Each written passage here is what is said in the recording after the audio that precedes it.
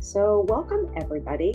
I am Rachel Justice, and I co lead Woman to Woman with Jillian Levinson. And we are so happy that you are here, whether you're watching this live or whether you're watching the recording.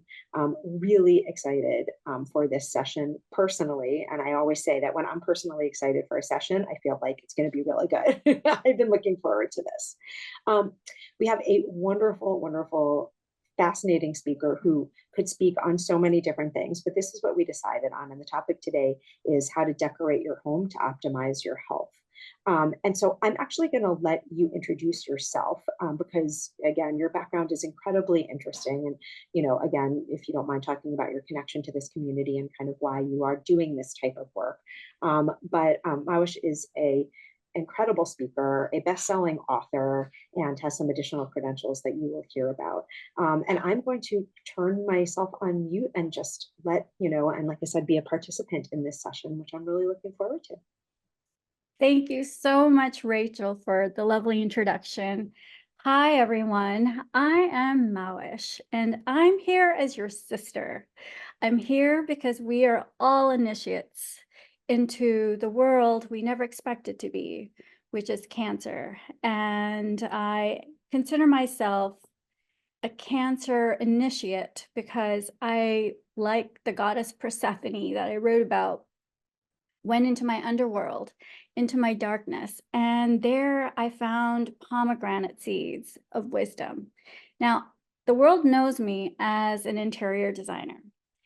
That's the universe having a really great sense of humor, because little did I know that being a fashion designer, interior designer, a jewelry designer, I would end up designing my healing journey after cancer. And that's what's really wonderful about what I'm about to share with you is while I was going through cancer, I was diagnosed with breast cancer. And as I was going through all the rigors of treatment, I realized as I was looking around my space and I thought, this has got to change. And, we live in a world of sometimes the status quo and accepting things. And I began to investigate. So without further ado, I'm going to start sharing my screen and then have you kind of dive in. And please feel free to ask me any questions you'd like about any part of this presentation. Can you see my screen? Great. So, oops, let me go back. This wasn't at the very beginning. There we go. Apologies. All right. So the title of today's workshop is Decorating Your Home to Optimize Your Health. And again, I don't offer anything that I haven't tried myself. I use myself as a guinea pig, and there is some amazing science behind all of this as well. So I'm going to go ahead.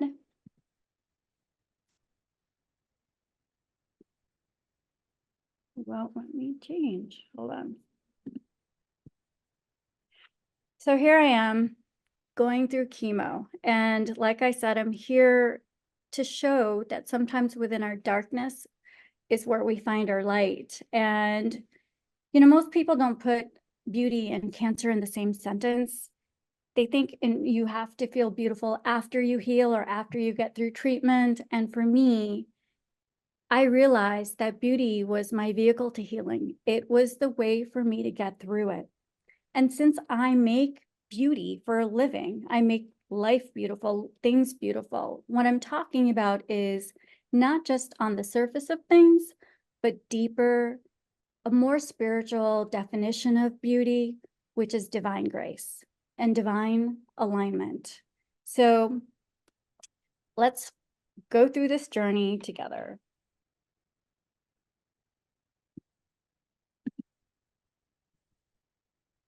So as a designer, believe it or not, this room that ended up being on the cover of Hampton's Cottages and Gardens, I was going through chemo when I was creating this room.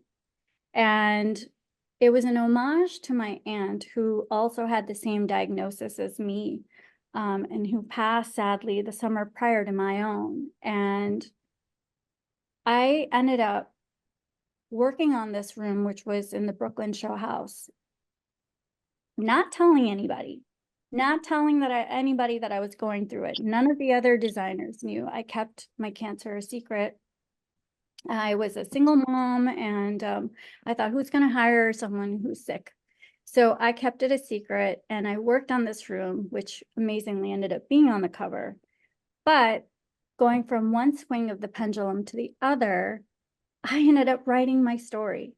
And what was crazy about that story is it ended up being a bestseller in several categories: health and spirituality, women in Islam, neuropsychology, interior design, and sacred sexuality, so much more, which is crazy because it's a testament to the healing power of sharing your vulnerabilities and sharing your story. And it really is my journey and my way of getting through it, of getting through my own cancer and finding meaning behind all of that. So I ended up working with other cancer survivors and being a mentor and creating a program that's called Claim Your Paradise, in which I break down all the different aspects that I use to help me become more me, become the goddess. And I believe that each and every single one of us are goddesses, are divine, and we have the ability to access our beauty at all times, especially when we're sick. As a matter of fact, beauty is a healing modality. It truly is. And I'm going to show you how today. So this room has many different layers in it. And I want you to take a look at something through this particular lens. When you look around and you look at the balance of color, of lighting, of textures, and the general feeling that you have in a space, there are physiological, psychological, and spiritual components to your space. And I'm going to break that down for you so that way you can also create your own healing oasis and really ground into your parasympathetic nervous system. Because beauty is truly, truly healing. By the way, all these pictures are my designs, and you can ask me any questions afterwards about any one of those projects. So I'm going to step back here and talk about epigenetics. About over 2/3 of cancers are the result of your environment and your lifestyle, which is actually a wonderful thing, which means that we have agency.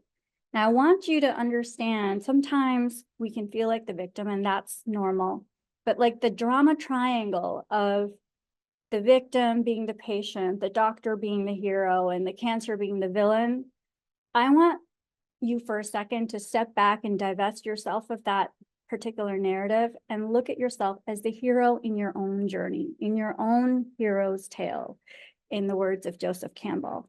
And epigenetics is such an important thing to recognize because your environment affects your health. The home that you live in, the people that you live with, and the food that you eat, the air that you breathe, all of those components affect your health. And in that way, we have the ability to design our own healing and to create healing beauty, truly from the inside out. We can all be our own interior designers. So when we change our perception, according to the eminent biologist and author Bruce Lipton, we send different messages to our cells, causing a reprogramming of their expression. So basically, think about your home being hardwired, but it's up to you to turn on the switch or off the switch. So let's turn the switch on, and this is my way of turning that switch on. So the link between your genes and your environment, I cannot stress enough, is key. And your home is a living ecosystem. What does that mean? That means that your body and your cells are interacting, as well as the light that comes into through your windows, the air that you breathe, the materials that you use. Because I also audited my space as a designer. I'm a materials consultant for architectural firms. And I started looking at things not just from, oh, this looks pretty, or this is hot and this is the new thing, but through the cancer lens of, oh, is this material good for me? And a lot of times I've discovered some of these materials may be, marketed as being good for the environment, are not really good for your body. So I go over that in detail in my audit list in my course. But for today, I'm just going to talk about aesthetics. Oops. I think someone's trying to get in. So your environment includes where and how you live, who you're with. And some of the things that affect your gene expression, I just want to break this down and go over. When you're in a stressed out or anxious state, it's like, creating the perfect storm for a lot of diseases to take root. Toxic relationships can cause stress and anxiety, suppressed trauma, genetically engineered food, pesticides that are laid in our food but are labeled to not be pesticides, hydrogenated oils, petrochemicals, plastics, exposure to toxic materials, which as a fashion designer, I talk about how a lot of our clothing is toxic, and the way in which they create this clothing and the interior materials are really incredibly toxic. I talk about that a lot. Circadian disruption is junk light, the wrong light at the wrong time. There's studies that show that access to blue light and exposure to blue light, there's a link to it and breast cancer. And when I'm talking about blue light, it's, for example, your TV screen or, your iPad, your phone, but also LEDs. And I got my certification in circadian rhythm and quantum biology. So I'm looking at your home through a circadian perspective. And what that means is how different types of light are not equal, and they do affect our health and create the perfect storm for disease. Mitochondrial malfunctions, viruses, and endocrine disruptors, like using artificial fragrances. Those are some of the things. So the idea that we don't have control is a falsehood. And I think part of what I wrote about is how we can, at any point, change the trajectory of how we view our calamity and turn it into our catharsis. So I want to talk about and just lay the foundation for a wonderful new thing. Science backs up some of this stuff. You're like, oh yeah, I had that intuition, but I didn't follow it because I didn't have enough proof. And sometimes when you're going through cancer, you can't wait around for that. So I ended up really kind of following my intuition even more. And neuroaesthetics is basically the study of how art is scientifically proven to help your brain and emotional health. But I'm going to take it one step further. Beauty is also proven to help your brain, your emotional and physical health. And that's also documented. When we feel that level of transcendence, we are actually affecting that light switch, our gene expression. And I think we really need to realize that we have agency. We have the power to create our paradise right now. You don't have to wait in the purgatory of cancer treatment in order to feel beautiful, in order to ground into your body, into your senses. A lot of times people want to escape. And what I learned and what I can show you and what I am showing you is by rooting into your body through your senses, you actually do arrive in that parasympathetic healing state. And what's the best way to do it for me? I did it with my home. So your home is your living artwork. Every single day, what you put on your table, what you take off, the glass in which you drink your water from, your lifestyle is your living art. And you have the ability to design beauty at every single step of the way. And beauty is healing. It feeds your soul.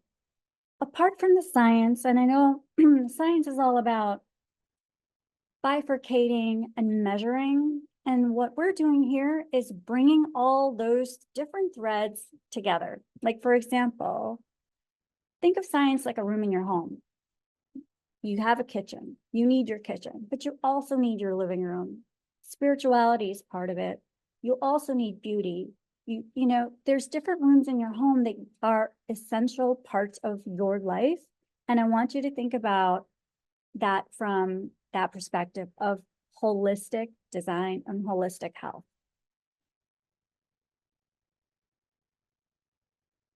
And I happen to think that creating beauty is a very essential modality of self-care. Every single day that you feel beautiful and you feel good is you practicing your self-care. It's not a luxury. It's an essential. It's not like we say, oh, I don't have the budget for that, toothpaste. We need the toothpaste. We brush our teeth every day. To me, creating beauty is like brushing your teeth every day. It's a practice that is almost like you don't even think about it. You just do it because it enhances you. And I think there's a sense, I'm a high-end designer in New York. I believe everybody deserves beauty and that you have access to beauty at all times. So I created rituals of reverence by grounding into my senses. And as you look at all of these rooms, think about looking at them through your senses. What can you see? What music can you put in that room?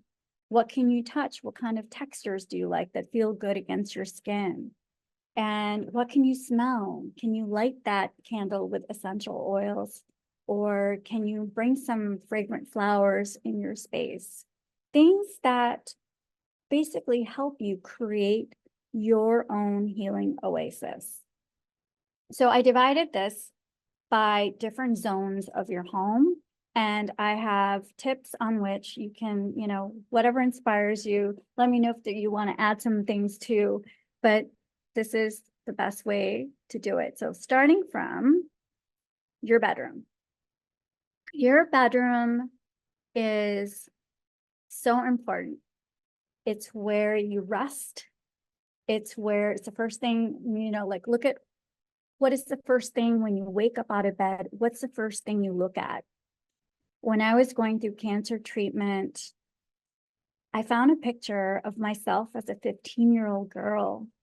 And before boys, before heartbreak, I was very artistic and I was making things. And there's a picture of me laughing at the end of my driveway. And I taped that on the mirror on my dresser. And right as I woke up, I looked at her because I didn't look like her at the time I was going through cancer. And I wanted to ground myself in that girl that hasn't left.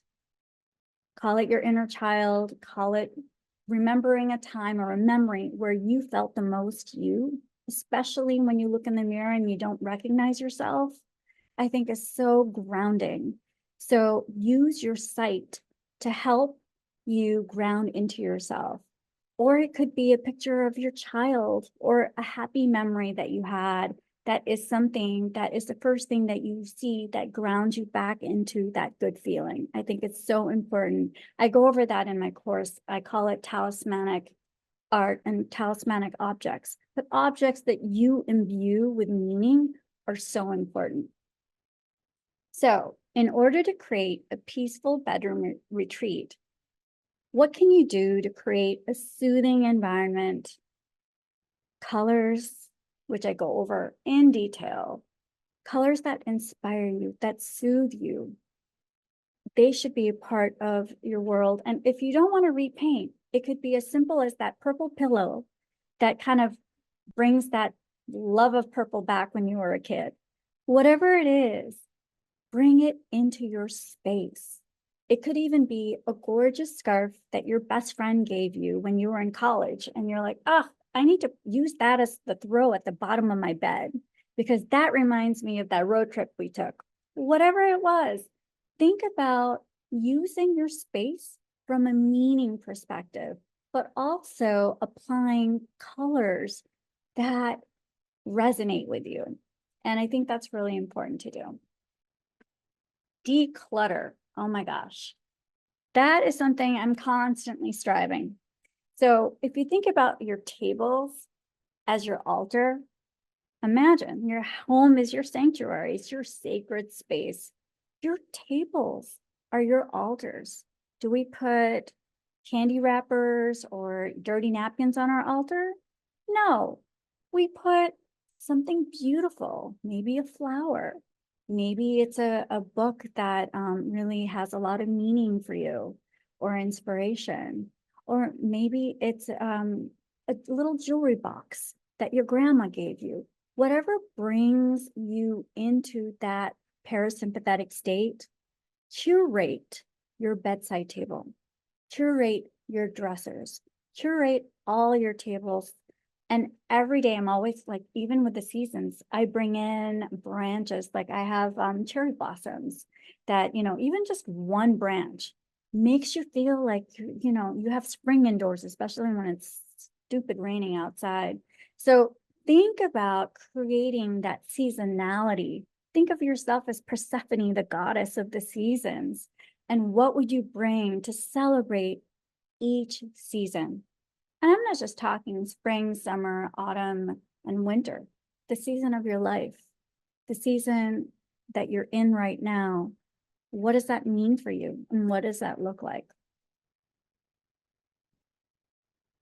So, like I said, surround yourself with the things you love. And when you curate, when you just have a few objects on your table, your eye focuses on that instead of becoming scattered and your thoughts becoming scattered. So again, I can't emphasize enough how important your bedroom is. Textures on your bed, things that feel good against your skin, the scents, lighting a candle before bed, but make sure you blow it out before you sleep. I have to stress that because a lot of people are like, wait, she loves candles. I do love candles. And from a circadian standpoint, I just want to add candlelight, firelight, biologically speaking, is so good for us.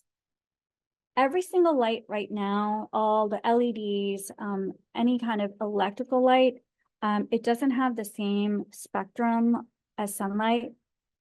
And we need, from a circadian standpoint, the full spectrum on our skin. And by the way, your body is a solar panel.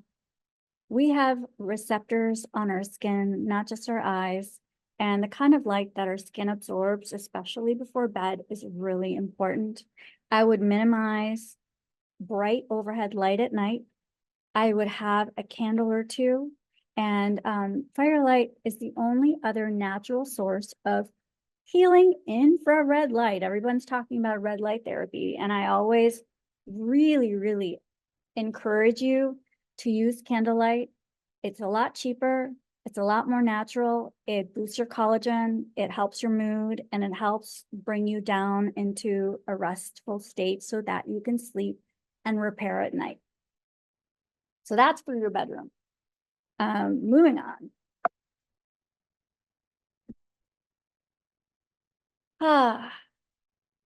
So we're going to dining, your dining space. When I was going through chemo, I couldn't eat all my my favorite homemade Pakistani dishes with spices. I couldn't palate the spices. And even if it was just a simple banana on my best dish, which, by the way, this is what, again, I'm encouraging you to do. Don't live in purgatory. Don't let your dishes live in purgatory.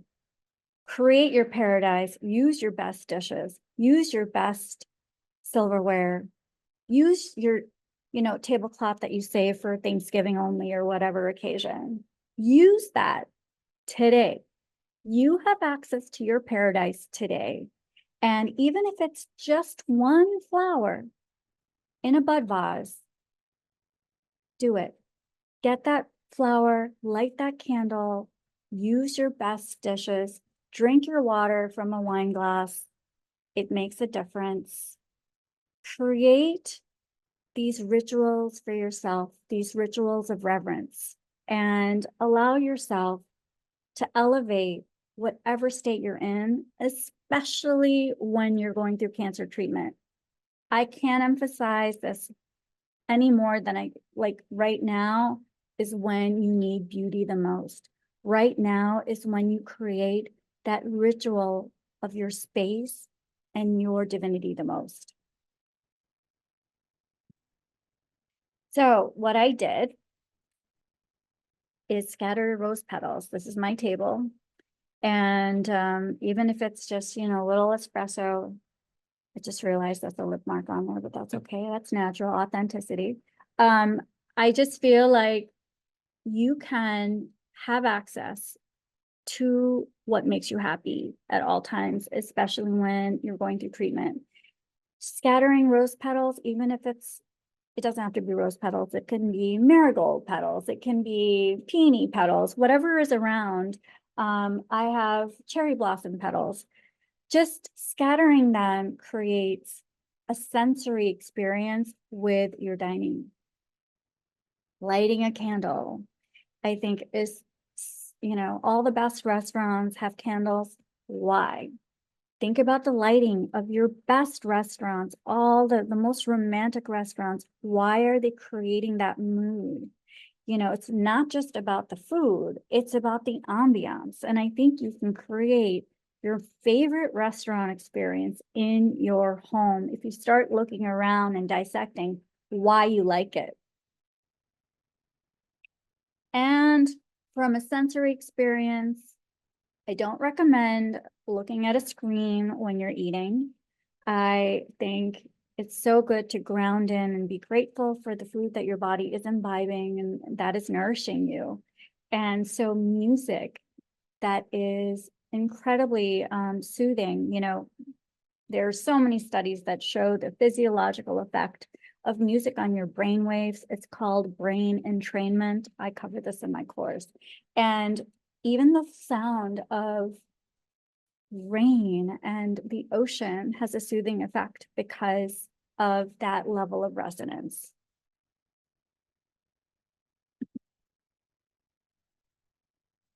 Moving on to living rooms. Let's not turn our living room into a waiting room, waiting for our best life. Let's create our best life right now. Let's create our paradise. And if you look around this space, there's a lot of natural light. There's pops of color, and there's different textures like the mohair on the stool. And there's also a balance between the light and the dark, which I think is really effective. Good design is always a balance between light and dark and having contrast. So something to offer there. So your cozy family haven, like I said, curate your coffee table, curate your altar, create that visual focal point. Your coffee table is so important.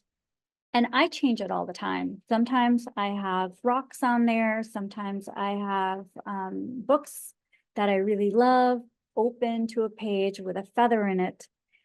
Sometimes I have, what do I have now? I have a grasshopper sculpture, different sculptures that I move around and create focal points. I think it's really important to kind of look around and shop your home. You don't have to go out and buy anything new. You can shop your home and change things around. Something that you took from, your bedroom and you stick it on your coffee table, whatever it is, even like pictures that you move around. I think it's really important to realize that we're constantly changing. Our cells are changing. We're changing. Our environment should change with us. And whatever it is that you're excited by today, you should be focusing on it. And it should be having center stage on your coffee table. Ah, this is great. Accessorizing your sofa. So a lot of people are scared of patterns. They're scared of colors. And again, I always tell my clients, think of your sofa like your little black dress. If it's a neutral, what do you want to throw on your little black dress? You usually have something at your neck, like a scarf, like something colorful that you can take off and on. Think of your pillows like your scarf on your dress. So the pillows on your sofa are a great opportunity. There's so many inexpensive ways, even taking a scarf and wrapping it around your pillow. Because when I was going through chemo and I didn't want to buy like one of those silk pillows that had a lot of silk scarves, I ended up just wrapping a silk scarf around my pillow so that when I rested my head against it, it had less friction. So that was a great opportunity for me to try different colors and different textures, whether it's silk or whether it's mohair or velvet. It's a great opportunity for you to make a non-monetary commitment to changing out and creating beautiful sensory experiences on your sofa or even with a throw. Illumination. I can go on and on about lighting, but here's what I'm going to tell you. Lighting is so important for your mood. Horror movies use lighting to create that green tinge effect, and you feel kind of queasy when you're watching something. That's real. Your body has a physiological effect to lighting. Number one, the best form of lighting is natural daylight. It's good for your biology. It's good for your circadian rhythm. And what a lot of people don't realize is that your windows, a lot of windows are laminated, and they're laminated to block a certain spectrum of UV. UV is really important for you. The full spectrum of the sun is really important for your biology. So just by opening your window by even just like 3 inches, I highly recommend that you do that for several reasons. One, sunlight is not polarized, which means that it bounces off surfaces. I've done high gloss surfaces or mirrors to reflect lighting into a space that was dark. And what that does is brings light into the room and onto you, which is really important for you to have. The other component at night is to not use your overhead light. I know it's going to be coming out more and more, but light at eye level, like a standing lamp or a table lamp, is hands down better than an overhead light. And the reason why is from a circadian standpoint, the overhead light, your body registers it as noon. And believe it or not, our body can recognize the placement of the light. So it's really important to, if you're going to use overhead light, to use it during the day, but at night to bring it down, like when the sun sets, if you think about it in degrees to yourself, you want to bring it down so that either it's a sconce or a lamp to create that same level effect. So illumination is really important.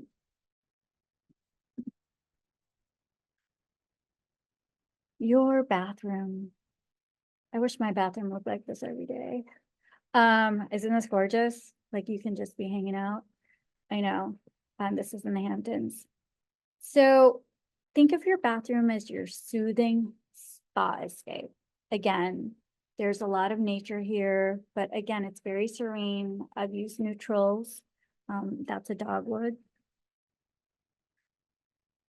I think your bathroom is a great opportunity to create a sensory experience, whether you light a candle, whether you have a diffuser, whether you have a plant in there, especially because it's always so humid.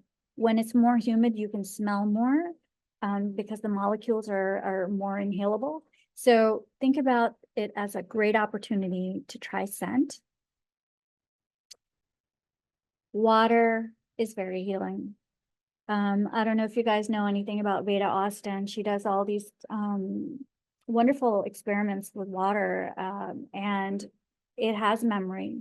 And since we are 70% water, there's a wonderful synergetic effect that happens when we're bathing. And you can actually do a meditation while you're in your bath and create and bless the water that literally you're surrounding yourself with. And frankly, I always like to say that our first sense before we were even born was touch. When we were in our mother's womb, when we were swimming, we were mermaids, mermen in that water. And I think when I'm bathing, I'm thinking about that lovely feeling of comfort and being touched all over by that healing water. And playing music or listening to your favorite podcast, something that really inspires you and gets you grounded into your body is a wonderful way to create a healing oasis in your bathroom.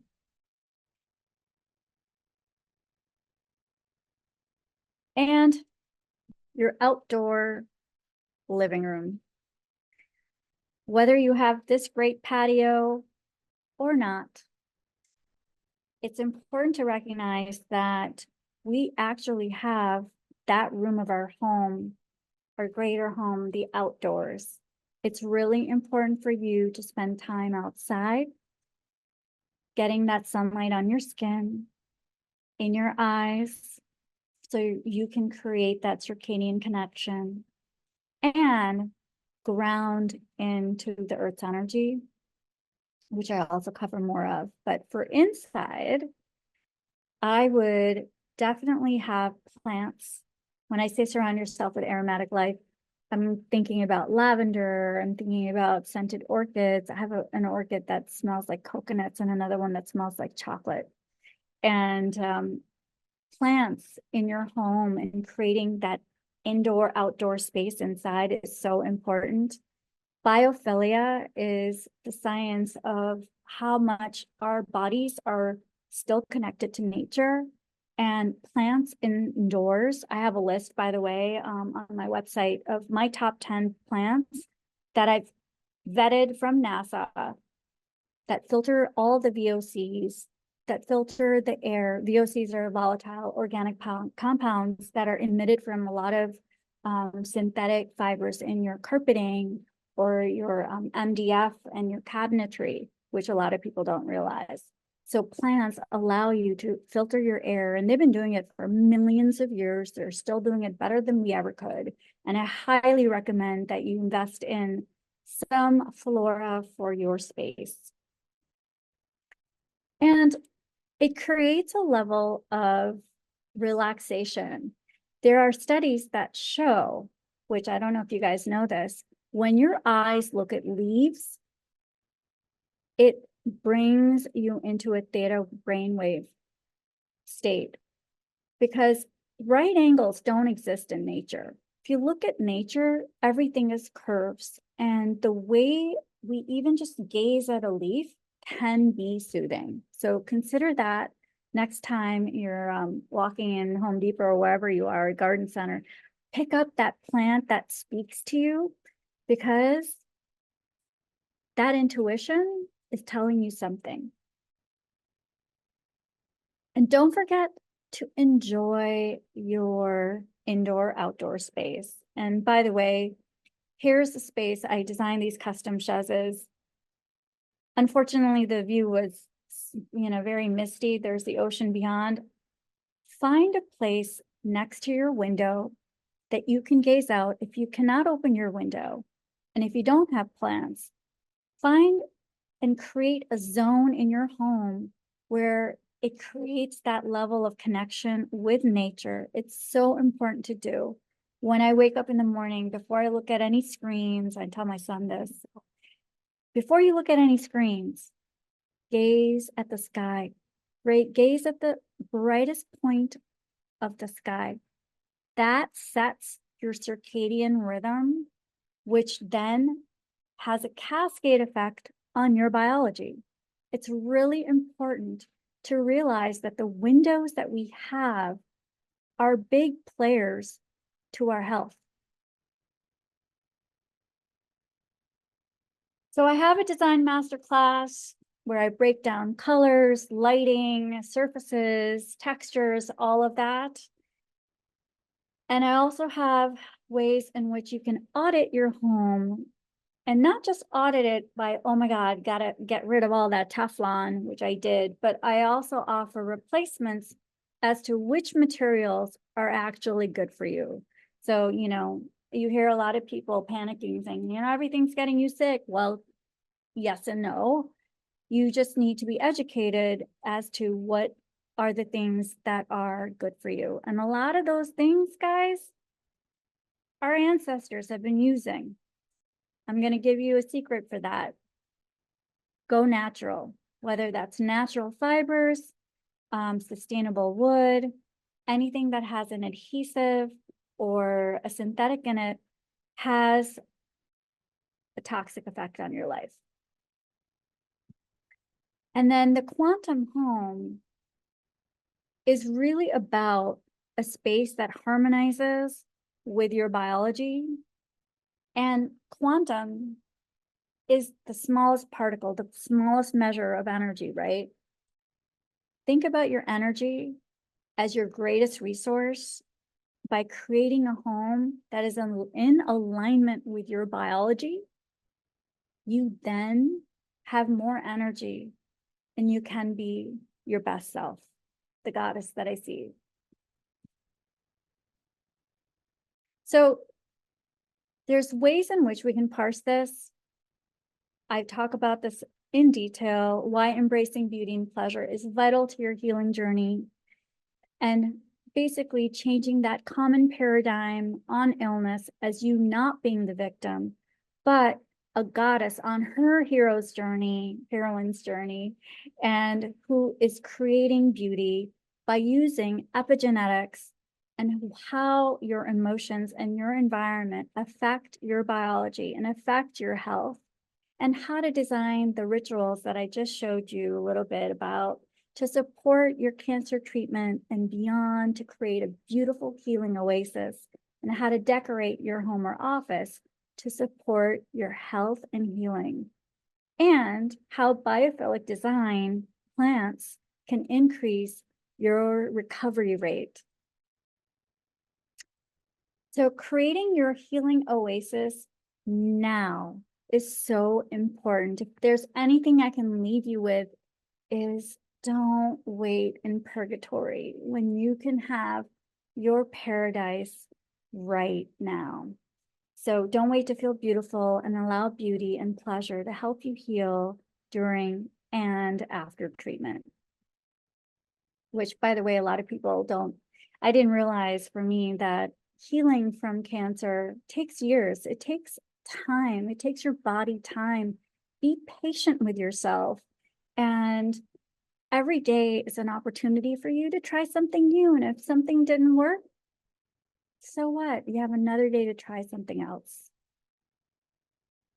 So here I am as your designer, as your sister, you're basically, I consider my story to be hopefully your survival guide, and to educate you on how to create beauty in your life today. And if you want to get in touch with me, my website's claimyourparadise.com. My Insta is Mahwish Syed Designs. I have lots more material, lots of reels in which I explain a lot of these things and stuff that I'm discovering every single day to share with you because I don't gatekeep. And my Facebook is Mahwish Syed Designs. My book is Purgatory to Paradise, which it's not a huge tome. It's definitely, you can read it or you can listen to it on Audible. It's narrated by me as well. It's also on Kindle. And for Rachel and everyone, I have a gift for you. If you go to claimyourparadise.com/podcast, I have 3 things that I've curated that can help you create your healing oasis today that I vetted and explain exactly why, and you can have that today. Thank you.